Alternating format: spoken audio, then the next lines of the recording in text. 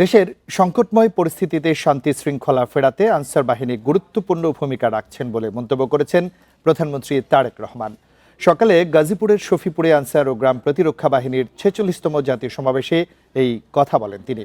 এই সময় বাহিনীর উন্নয়নে আনসার ব্যাটালিয়ন সদস্য নিয়োগ ও পদোন্নতি বিধিমালা প্রণয়ন সহ সরকারের বেশ কিছু উদ্যোগের কথা জানান প্রধানমন্ত্রী। বুধবার সকালে গাজীপুরের শফিপুরে বাংলাদেশ আনসার ও গ্রাম প্রতিরক্ষা বাহিনীর ৪৬তম জাতীয় সমাবেশে ও কুচকাওয়াজে যোগ দেন প্রধানমন্ত্রী তারেক রহমান। সমাবেশে আনসার বাহিনীর গৌরবোজ্জ্বল ইতিহাস ও মুক্তিযুদ্ধে অবদান এবং নিষ্ঠার সাথে দায়িত্ব পালন করায় বাহিনীর সদস্যদের সাধুবাদ জানান প্রধানমন্ত্রী। ভোগান্তি ভুলে চলে আসুন রিগালে, ওয়ারেন্টি সহ স্টাইলিশ কালেকশন নিয়ে রেডি রিগাল ফার্নিচার। প্রধানমন্ত্রী বলেন, স্বাধীনতার পর আইন শৃঙ্খলার অবনতি এবং জুলাই গণঅভ্যুত্থানের পর দেশের সংকটময় পরিস্থিতিতে শান্তি শৃঙ্খলা বজায়ে গুরুত্বপূর্ণ ভূমিকা রাখে আনসার বাহিনী। বিভিন্ন সময় দেশের বিভিন্ন পরিস্থিতিতেও আনসার ও গ্রাম প্রতিরক্ষা বাহিনী বিশেষ ভূমিকা পালন করে থাকে।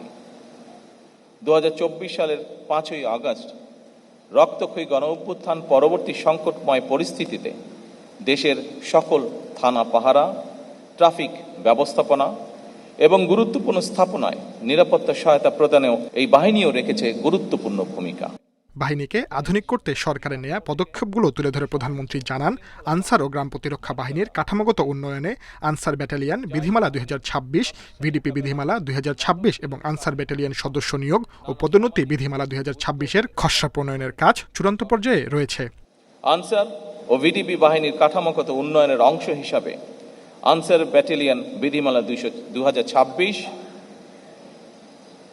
ভিডিপি বিধিমালা 2026, অঙ্গীভূত আনসার বিধিমালা 2026 এবং আনসার ব্যাটালিয়ন সদস্য নিয়োগ ও পদোন্নতি বিধিমালা 2026 এর খসড়া প্রণয়নের কার্যক্রম বলা যায় প্রায় চূড়ান্ত পর্যায়ে রয়েছে।